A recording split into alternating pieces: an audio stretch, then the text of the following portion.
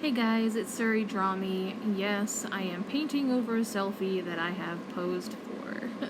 And one of the reasons is because I, at the time, didn't know how to draw poses, and also this artwork is kind of personal to me, and so I'll describe that in a second. This is a artwork that I have decided to make in a project, like a mental illness project. So one of the first ones, I think this was the very first portrait that I did make, and this one is supposed to portray anxiety, and anxiety is something that I personally did go through.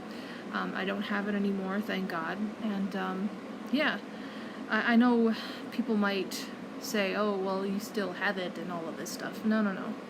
Recovery is possible. I'm a recovery coach. It happens. Don't believe the lie. Anyway, I did have a main color scheme for the picture. I don't know why it kind of came up in my head. It was supposed to be a pale yellow, a red, a turquoise, and a black sort of color scheme. And I did use the pale yellow for her skin, but later on I think I do kind of change it up a little bit. But this was before I knew what the airbrushing tool was, and I wasn't afraid of using it. I was more comfortable using the blurring tool, the smudging tool, the pencil, and the felt tip tool on IBIS Paint. So, and I still really like the way it looked, and I've seen people paint like this, I've seen people draw like this, and it's very impressionistic and also realist, and I love it. It's very pretty to me, but you will see kind of like a then and now sort of comparison of me going back and changing things up. So you guys can kind of get a better idea of where I was and where I'm at now with my art.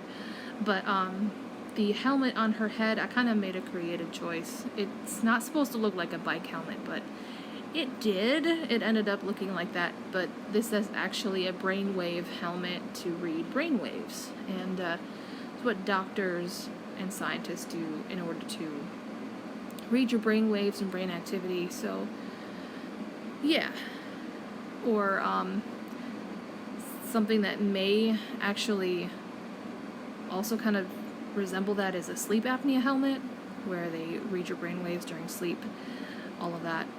I did put in the side effects of worry. Eczema is on her arm. You'll see like the little red smudges on her arm.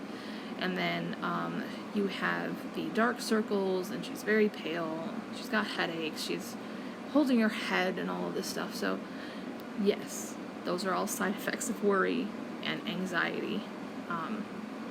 This is where I kind of start changing everything up, because she just didn't look very refined. And so I decided to go in and start putting in the strands of hair. She's got red hair now. And I did the lips. The lips aren't that weird taupey brown color anymore, and I end up staying on the hair for a while because I wanted it to be very vibrant. I wanted it to be kind of not exactly the focal point, but the main focus is on her, and the red hair just kind of makes the eye kind of draw to her and what she's going through. That way people can kind of see the angst and the anxiety that she's kind of going through, the worry and the stuff that she's kind of suffering from. But yeah, bold colors kind of draw the eye sometimes.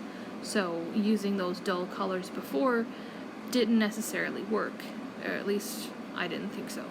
So changing her hair color probably did really kind of help.